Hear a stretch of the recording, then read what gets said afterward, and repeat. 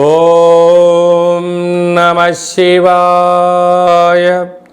ఓం నమో నారాయణాయ.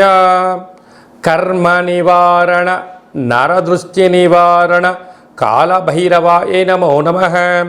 ఓం దిగంబరాయ విద్మహే అశ్వవాహనాయ ధీమహి తన్నో శ్రీ ఉన్మత్త కాళభైరవ శ్రీ వారాహి శక్తి దేవ్యై నమోస్తుతే. హరి ఓం. మా ఛానల్కి స్వాగతం.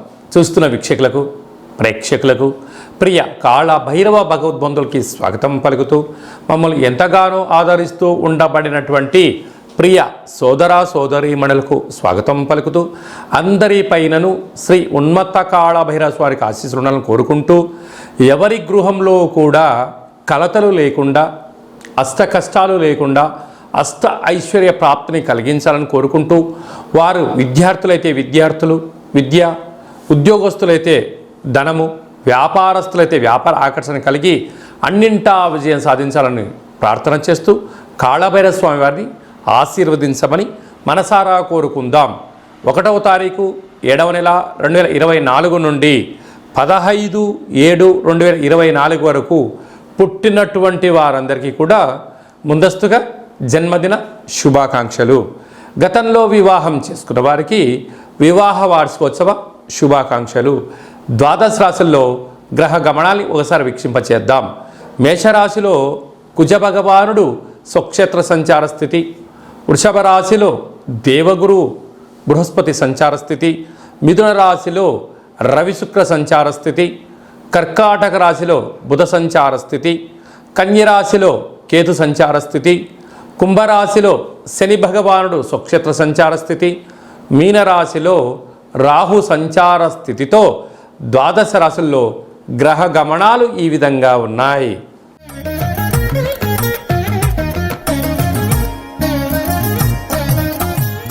ధనుసు రాశి వారు జ్యేష్ఠమాస అమావాస్య శుక్రవారం ఆరుద్ర నక్షత్ర సందర్భంగా ఎలాంటి విధి విధానాలు పాటించాలో ఈ వీడియోలో సవివరంగా సంపూర్ణంగా తెలుసుకుందాం. ధనుసు రాశిలో ఏ నక్షత్రాలు వస్తాయనగా మూలా నక్షత్రంలోని 4 పాదాలు, పూర్వాషాఢ నక్షత్రంలోని 4 పాదాలు, ఉత్తరాషాఢ నక్షత్రంలోని 1 పాదం కలిపితే ధనుసు రాశి అవ్వడం జరుగుతుంది.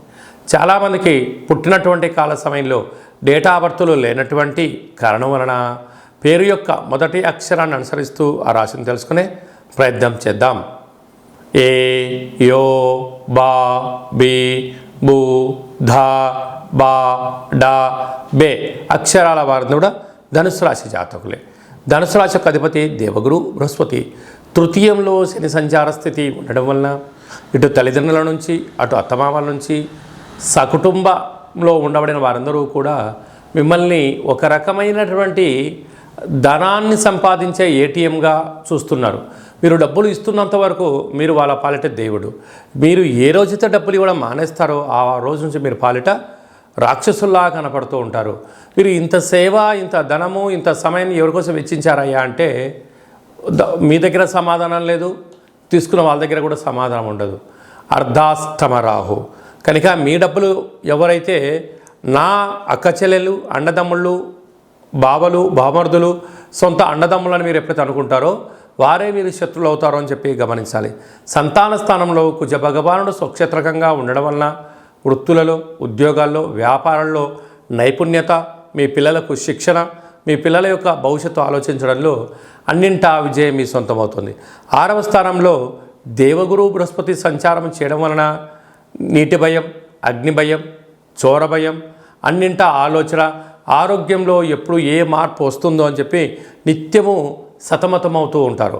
అలాగనే 7వ స్థానంలో ఏడాది తర్వాత బుధ భగవానుడు మిథున రాశిలో శుక్రుడితో కలిపి సంచారం చేయడం వలన వివాహ ప్రయత్నాలు కలిసి రావడం, నూతన వాహనాలు క్రయ విక్రయాలు అవడం, వస్త్రాలు, బంగారు ఆభరణాలు, విశేషమైనటువంటి నూతన ప్రదేశాలకు వెళ్ళడం, ఆధ్యాత్మికమైన తీర్థయాత్ర కార్యక్రమంలో విజయం మీ సొంతం అవుతుంది. అష్టమంలో బుధుడు సంచారం చేయడం వలన మీరు చేస్తున్న వ్యాపారాల్లో అన్నింటా విజయం మీ సొంతం అవుతుంది. కనుక రాజస్థాన్లో కేతు సంచార స్థితి ఉండడం వల్ల ఏ పని చేసేటప్పుడు ఆచితూచి నిర్ణయం తీసుకోండి, సరైన సన్మార్గంలో ప్రయాణం చేయండి, అన్నింటా విజయం మీ సొంతం అవుతుంది. కనుక శుక్రవారం అమావాస్య ఆరుద్ర నక్షత్ర సందర్భంగా కళవు వెంకటనాయక అన్నట్లుగా వెంకటేశ్వర స్వామి వారికి ఒక తులసిమాల సమర్పించడం, లక్ష్మీదేవి అమ్మవారికి కుంకుమతో పసుపుతో పంచామృతాలతో అభిషేకం చేసుకోవడం, కాళభైరవ స్వామి వారి యొక్క దీపము కూష్మాండ దీపము లేక నారికేళ దీపము, అలాగనే కాళభైరవ అష్టకాన్ని వినడం, హోమ కార్యక్రమం పాల్గొనడం, పక్షులకు కుక్కలకు ఆహారాన్ని దానం చేయడం, గోమాతలకు ఆహారం ఏర్పాటు చేయడం వలన మీకు మంచి కాలం ఉంటుందని చెప్పి గమనించాలి. ఈ వీడియో మీకు నచ్చితే ఇలాంటి మరిన్ని వీడియోల కోసం మా ఛానల్ని సబ్స్క్రైబ్ చేయండి, లైక్ చేయండి, కామెంట్ చేయండి, షేర్ చేయండి. Thank you.